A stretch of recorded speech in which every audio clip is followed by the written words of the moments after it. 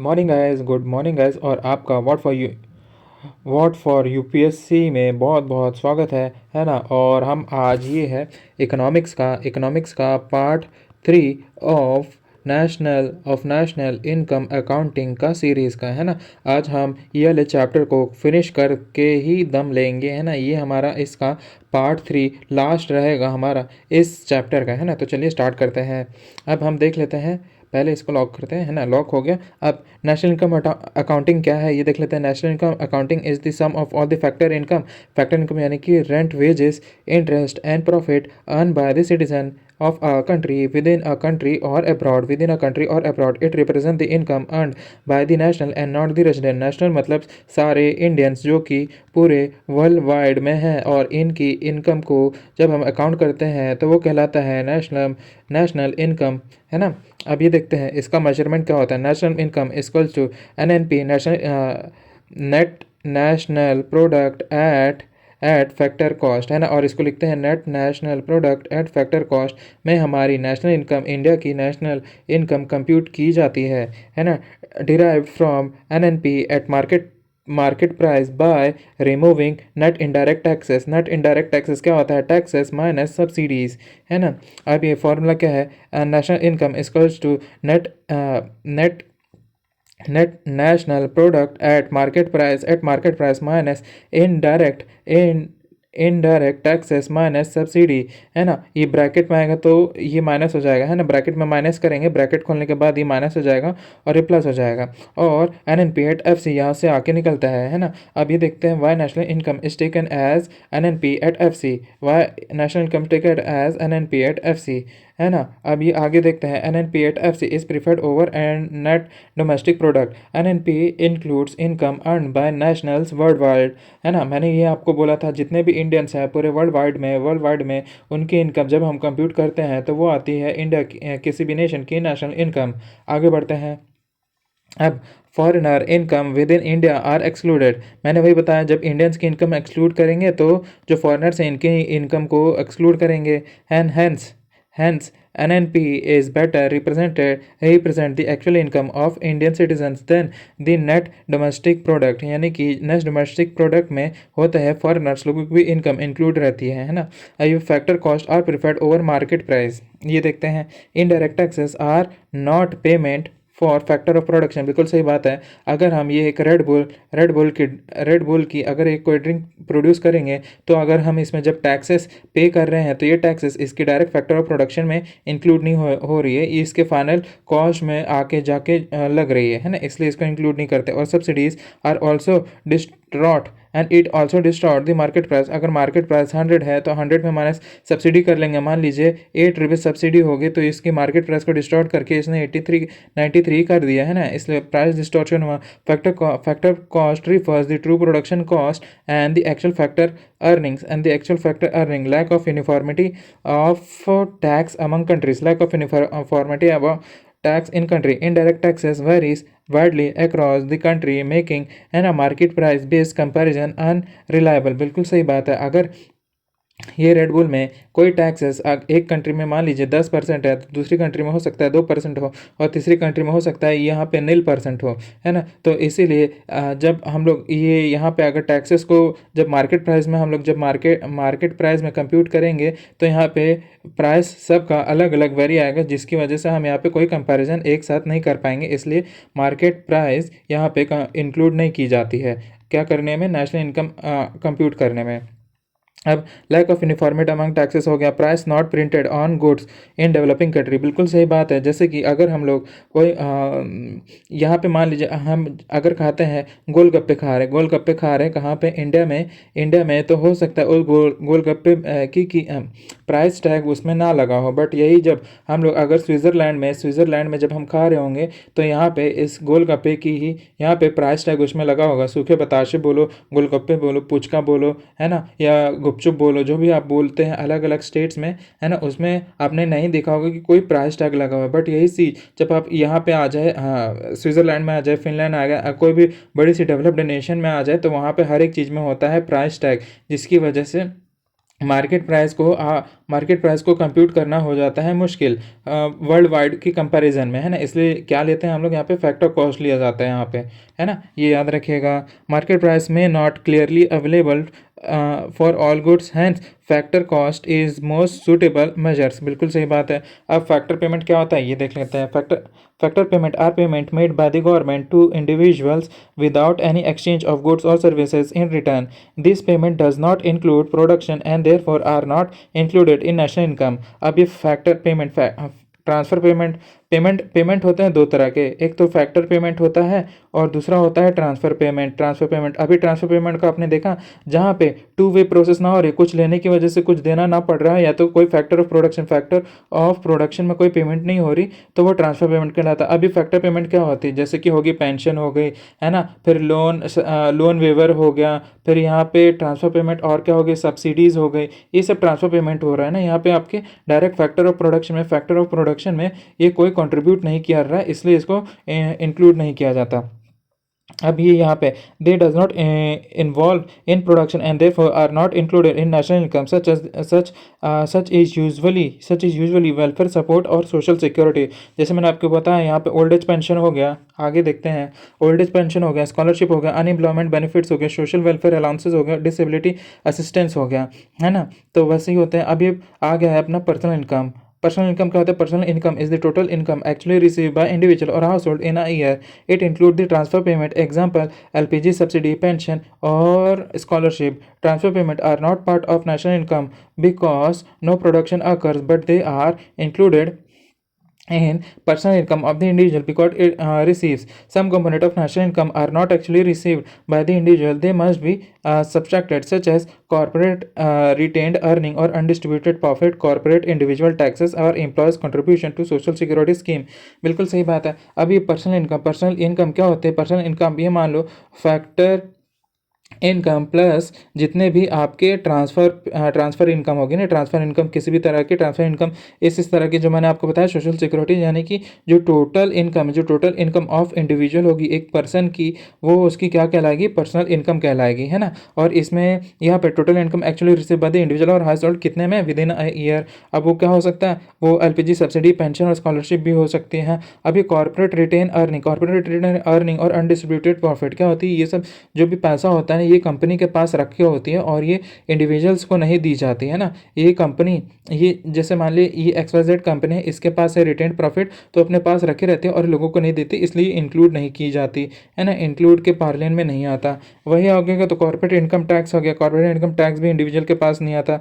अभी corporate social security responsibility, है ना। अभी इनकम रिसीव नहीं होती, ये तो हमारे पैसे से, ये हमारे पर्सनल इनकम से तो डिडक्ट होती है। हम एक पर्टिकुलर सम ऑफ मनी देते हैं एम्प्लॉयमेंट सिक्योरिटी स्कीम्स में, है ना, तो ये इनकम हमारी रिसीव नहीं होती। अब इसका फॉर्मूला देख लेते हैं। पर्सनल इनकम इसको national income plus factor payment minus in corporate retain earning plus corporate taxes और सोशल सिक्योरिटी कंट्रीब्यूशन। यहाँ पे अगर ब्रैकेट हटाएंगे तो जितना भी प्लस का सिग्नल है, ये साइन है, ये हो जाएगा माइनस में, है ना। यहाँ पे ट्रांसफर में पेमेंट हो गया। अब पर्सनल डिस्पोजेबल इनकम देख लेते क्या होता है। Personal disposable income is the actual income available to individual after spending और सेविंग्स। वही बात है, जो पर्सनल इनकम होगी, पर्सनल इनकम में मैंने जितने भी एक्सपेंसेस अपने माइनस कर लिए और जो पैसे मेरे पास बचे सेव होके, वो मेरे पर्सनल डिस्पोजेबल इनकम इनमें इंक्लूड हो जाती है ना। अब आगे बढ़ते हैं। It is the amount of left after paying of all the personal taxes such as the income tax, property tax, professional tax, etc. It reflects how much of the household can usually use for the consumption and for the saving, for the consumption और saving, है ना। कितना use कर ले रहा है अपने consumption और सेविंग का, वही पर्सनल डिस्पोजेबल इनकम यहाँ पे कंप्यूट की जाती है वैसे, है ना। तो चलिए आगे देखते हैं। फॉर्मूला कैसे होता है? Personal disposable income equals to total income of the individual minus personal taxes हमने देख लिया, इनकम टैक्स देख लिया, वेल्थ टैक्स देख लिया, है ना, जितने भी कॉर्पोरेट टैक्स देख लिए, ये सब जितने भी अदर XYZ तरीके के टैक्सेस होते हैं, उन सबको माइनस करने के बाद जो हमारे पास जो सेविंग होती है, वो लेफ्ट ओवर होती है ना, वो कंप्यूट करने के लिए काम काम आती है। अब it is also personal disposable income equals to consumption plus saving, है ना। जितना हमारे पास हर मेन पर्सनल टैक्सेस को पे करने के बाद जितना हमारे पास पैसा बचा कंजम्पशन के लिए और सेविंग्स के लिए और कंजम्पशन के लिए, वो आता है हमारा डिस्पोजेबल इनकम में। अभी इसका इंपॉर्टेंस क्या है? Help sustain consumption pattern, help understand consumption pattern of the household, help analyze saving behavior and purchasing capacity of individual। बिल्कुल सही बात है। अगर आप देख लीजिए इंडिविजुअल के पास मान लीजिए 100 रुपीज़ है ना, 100 रुपीज़ में 100 रुपीज़ अभी 100 रुपीज़ है, तो ये क्या करेगा? खाने पे तो इसको कंजम्पशन में अपना स्पेंड करना ही होगा, है ना, और बहुत ही कम सम बचेगा उसके पास सेविंग्स के लिए। यहाँ पे मान लीजिए 80 रुपीज़ वो कंजम्पशन में ही दे रहा है, तो बस 20 रुपीज़ ही सेव कर पा रहा है। बट अगर यहाँ पे 1000 रुपीज़ हो गए, 1000 रुपीज़ हो गए और उस समय अभी भी वो 80 रुपीज़ दे रहा है अपने कंजम्पशन के लिए, है ना। अब तो यहाँ पे 1000 माइनस जब 80 करेगा तो ये आता है 920 रुपीज़ को क्या कर रहा है? सेव कर ले रहा है। यानी कि अब इकोनॉमिक पार्लेन में देखें तो यहाँ पे इंडिविजुअल जब उसकी इनकम बढ़ी तो उसकी सेविंग्स भी बढ़ गई, बट यहाँ पे जब उसकी इनकम कम थी तो उसकी सेविंग्स भी बहुत कम थी, है ना। तो यहाँ पे देखा तो saving behaviour and purchasing power capacity यहाँ पे इंडिविजुअल की देखी जाती है ना। अभी base year and GDP deflator क्या होता है देखते हैं। GDP deflator, it is a comprehensive measure of inflation covering the entire economy and defined as GDP deflator equals to nominal GDP upon real GDP into 100। अब ये nominal GDP क्या होता है? जो करंट ईयर की जो जीडीपी होते हैं अपॉन जो कांस्टेंट ईयर की जीडीपी होते हैं इंटू 100 कर दी जाती है ना। ये मैंने आपको लेक्चर सेकंड में समझाया था क्या होता है इसका खेल, कितना गुड्स हो गए, है ना। जो बेस दी कांस्टेंट ईयर में जो गुड्स थे और उसकी जो प्राइस थी इसको इंटू की तो एक सम आया। अब यहाँ पे करंट ईयर में यहाँ पे इन्फ्लेशन एडजस्टेड हो चुका है, तो यहाँ की जो प्राइस बढ़ चुकी होगी, प्राइस बढ़ने के बाद अगर मान लो कम गुड्स है तो भी यहाँ पे इकोनॉमी हाई दिखा सकती है। वो पूरा खेल मैंने आपको पार्ट 2 में सिखाया था, है ना। वो वीडियो को आप ज़रूर देखिएगा। फिर पब्लिश क्वार्टरली सिंस 1996, है ना, 1996 with 2 month lag, with 2 month के lag में the economists often prefer wholesale price index or consumer price index for deflating nominal data because deflator comes with a lag, unlike wholesale price index or consumer price index not based on fixed basket of goods and services covers all goods and services produced domestically automatically reflect the changes in the consumption pattern and new goods and services। बिल्कुल सही बात है ना। अब base year देख लेते हैं। Base year क्या होता है?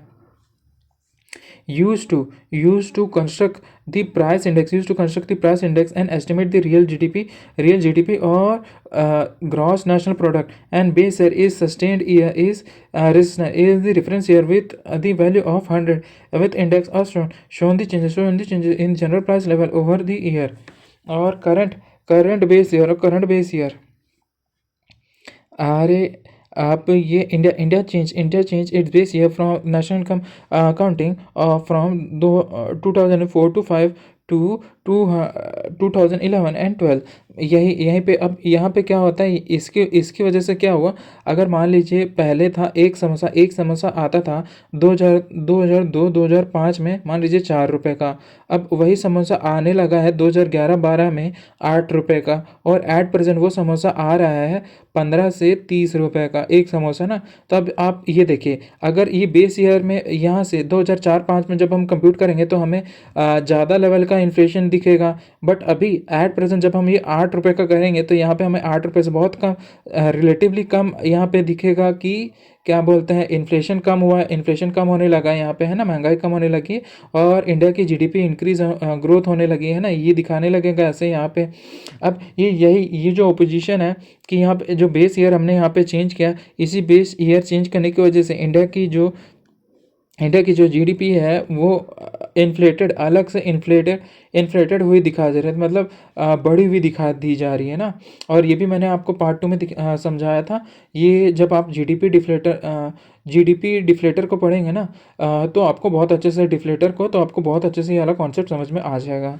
अब हम वापस आ जाते हैं green GDP refers to adjusted GDP that accounts for environmental cost of economic growth. It subtract the monetary value of environmental degradation, natural resources and depletion deviation from the traditional GDP. The purpose is to measure sustainable economic growth rather than just the total economic output. It includes the costs such as air and water pollution, sustainable degradation, deforestation, loss of biodiversity and depletion of non-renewable resources. अब मान लीजिए एक nation की GDP है 100 rupees, 100 rupees में है ना, but ये इतने सारे कॉस्ट की वजह से हमें 20 रुपीज़ का नुकसान हो जा रहा है, क्योंकि human loss, human working capacity deplete हो रही है ना। हम लोगों को वो हॉस्पिटल्स में ज़्यादा खर्चा करना पड़ जा रहा है। तो यहाँ पे 100 रुपीज़ -20 करेंगे तो एक्चुअल जो जीडीपी जो आ रही है, बच रही है हमारे पास, वो 80 रुपीज़ की as a nation, as a country की जो जीडीपी बच रही है वही यहाँ पे करा रहा है ना। क्योंकि हमने इन सब की वजह से नेचुरल रिसोर्सेज को डिप्लीट किया, जिसकी वजह से जो प्रोडक्शन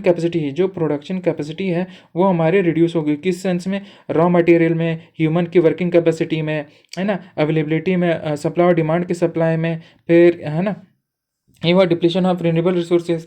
अब help evaluate whether the economic growth is economically sustained, ensures government to adopt environmental friendly policies. India has decided green GDP but not publish it officially on a regular basis. सही बात है, उसमें emphasise India कर ही रहा है ना। But अब ये देख ले, अगर आपका करंट अफेयर देखें तो करंट अफेयर के बेसिस में देखें तो छत्तीसगढ़ एक ऐसा गवर्नमेंट है जो इसको अब ये पब्लिकली यूज़ करने लगा है, ग्रीन जीडीपी को ना, GREEN, ग्रीन जीडीपी को अब ये ओपनली ऑफिशियली अडॉप्ट कर लिया है ना। अब ये ग्रीन जीडीपी को भी पब्लिश करेगा। ये आपका करंट अफेयर का पार्ट था। और first propose by the UN to integrate environmental accounting into national accounts. और फॉर्मूला इसकी क्या है? Green GDP equal to GDP minus environmental degradation minus resource depletion, है ना। वही कितना इन्वायरमेंट को डिप्लीट किए जा रहे हैं, मतलब water pollution, air pollution etcetera, plus resource depletion जैसे फॉसल फ्यूल हो गए, प्लस ये डिफॉरेस्टेशन हो गया एक्सेट्रा, है ना। अभी हो जाता है यहाँ पे हमारा कोर्स कंप्लीट, है ना। जो पूरा फर्स्ट चैप्टर था नेशनल इनकम अकाउंटिंग का हो जाता है हमारा कंप्लीट। अब आप यहाँ पे क्वेश्चन सॉल्व करेंगे। अब आप ये कमेंट सेक्शन में ये इसका आंसर टाइप कीजिएगा, मतलब अपना एक रफ पेपर में सारे यहाँ पे क्वेश्चंस को आप सेलेक्ट कीजिएगा कौन सा आपका है। फिर लास्ट में मैं आपको आंसर की दिखाऊंगा, उस आंसर की में आप मैच कीजिएगा और उस मैच करने के बाद आप अपने पॉइंट्स बताइएगा। सही होने के 2 और नेगेटिव होने के 0.25 मार्क्स आपके कटेंगे, हैं। तो चलिए स्टार्ट करते हैं। अब यहाँ पे देखिएगा, national income is usually measured by the organisation. कौन सा ऑर्गेनाइजेशन है इसमें से? A, B, C और D कौन सा ऑर्गेनाइजेशन है आप देख लें। पॉज कीजिएगा, यहाँ पे पॉज कर लीजिएगा और पॉज करने के बाद अपना ऑप्शन सेलेक्ट कीजिए। ऑप्शन सेलेक्ट करने के बाद फिर से वीडियो को स्टार्ट कर दीजिएगा, है ना। अब यहाँ disposable income is calculated by option A, option B, option C और ऑप्शन डी, ये हो गया। फिर disposable income is equals to option A, option B, option C, है ना। यहाँ पे आपने देख लिया। अब यहाँ पे आ जाता है ऑप्शन डी, ये ऑप्शन डी। फिर यहाँ पे green GDP is measured by option A, option B, option C, option D, ये हो गया। फिर अभी यहाँ पे फिफ्थ देख लेते हैं। विच method calculates the national income by adding the value added at each stages of production 1 2 3 4, है ना। अब आप यहाँ पे देख लें, ये हो गया आपके 6 क्वेश्चंस, यहाँ पे भी हो गया आपके 6 क्वेश्चंस। क्या कीजिएगा, वीडियो को पॉज कीजिएगा, है ना। फिर उसके बाद अपना आंसर सेलेक्ट कीजिएगा, फिर आप अपना वापस प्ले करने लगेगा, है ना। ये हो गया, आप अपना पॉज करके कीजिए। ये हो गया 9 से 13 क्वेश्चंस। आप अपना वीडियो पॉज कर लीजिए, इसका स्क्रीन, है ना, स्क्रीन का। अब यहाँ पे 14 से लेके 18 तक देख लीजिए, 14 से लेके 18 तक। अब हो गया ये 20 तक, यानी कि 1 से लेके 20 तक, 20 अराउंड अपने MCQ यहाँ पे आप अपने देख लीजिए। क्वेश्चन आप अपना वहाँ पे मेंशन कर दीजिएगा जो आपका स्कोर आया है ना। और ये रहा आपका आंसर की 1 से लेके 17 तक, और ये हो गया है 20 तक। आप ये बाद में इसका आंसर की बाद में अपना चेक करते रहिएगा, है ना। बट इसका आंसर आप दें जल्दी से जल्द। तो गाइस हमारा 20 मिनट के अंदर हो गया पूरा वीडियो कंप्लीट, है ना। तो चैनल को लाइक करें, है ना, वीडियो को पहले लाइक कर दें, फिर आज की वीडियो को शेयर कर दें। शेयर करने के बाद सब्सक्राइब तो कर ही दें। सब्सक्राइब करने के बाद नोटिफिकेशन आप ऑन कर देंगे, नोटिफिकेशन, ताकि जितने भी सारी वीडियोस हैं उसका आपको नोटिफिकेशन मिलते रहे। तो चलिए गाइस, बाय, फिर मिलते हैं आपसे।